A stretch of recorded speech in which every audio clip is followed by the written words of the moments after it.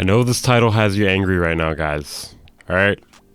Let me finish. The one reason why Ableton is better for performing. Sorry, I've been having my intern Steven upload all my videos lately, and he must have messed up something with the title. I'm gonna have to have a word with him today about that. The word is fired.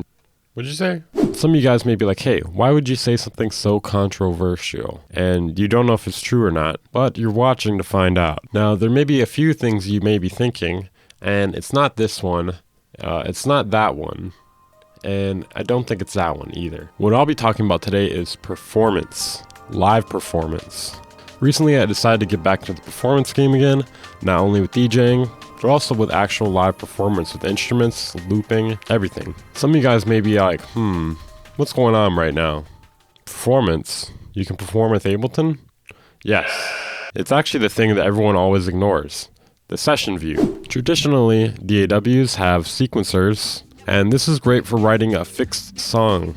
But that's not what we're talking about today. We're talking about live performance. When playing live or DJing, how long you're going to play the track and the order of which parts of the track you're going to play first may not always be the same. So you need something like session view. Also, you can trigger loops you've already made in session view. You can trigger entire sequences. When I'm writing a song, obviously I'm going to use arrangement view. Anything with improvisation, I'm going to be using session view usually. Now, I'm not saying Ableton is the best DAW out there or that this makes it a better choice for everyone.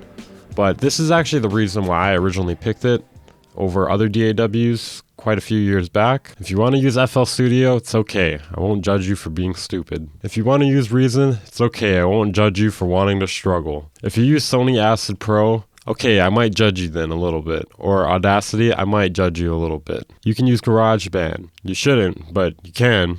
Anyways, this video is meant only to focus on live performance. Now we're going to talk about the way I have my setup.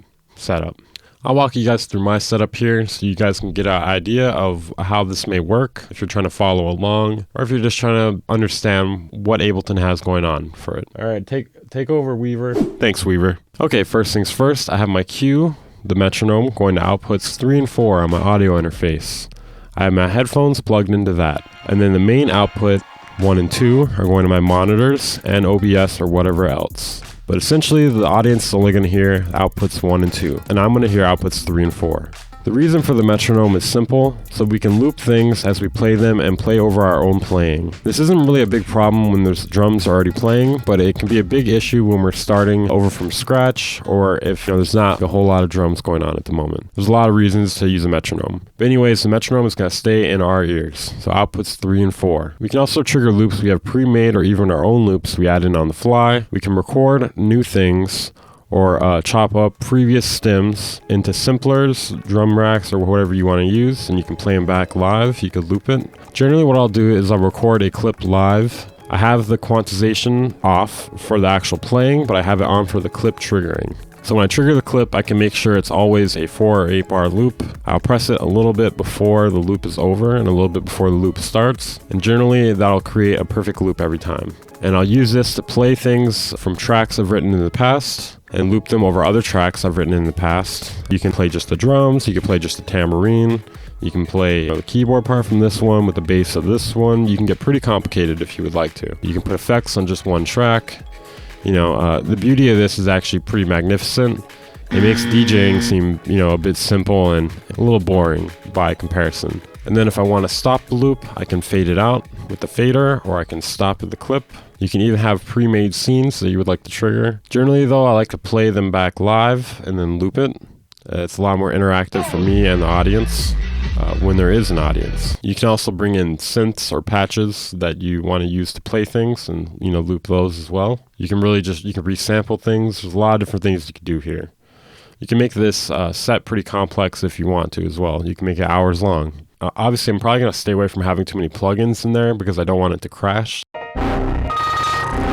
So I'm going to try to keep it to as many stock devices as possible. So the hardware I have that I'll be using to play, an Ableton Push 1. I have a Roland 49 key keyboard here. You don't really need gear to do live performances, but obviously it's going to be 1,000 times better. You can do a performance without gear, but that's just dumb. You should get some sort of, basic MIDI gear to work with at the very least. This is a really quick demo here for you guys. Not my best work, but just want to give you guys an idea of what's capable with this really quickly.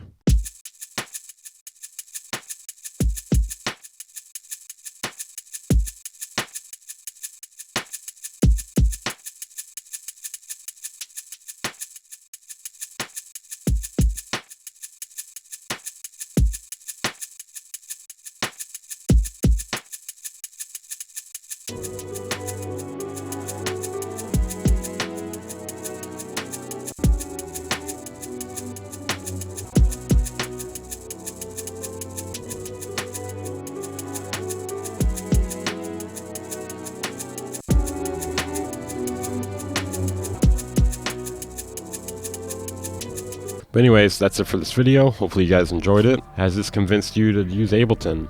What DAW do you use? Why do you use it? Let me know down in the comments. I'll be sure to ignore them. Just kidding, I actually do read all the comments even if I don't reply. I mean, I ignore them. I hate you guys. I really love you guys. I hate you guys. I'm tough. Make sure to check my Patreon, Discord, Twitter, Twitch, Instagram. Bye. Hey you, consider joining my Patreon. It's a great way to support the channel while getting lessons, mastering, exclusive content, early content, exclusive presets, racks, and more. Click the link in the description to check it out.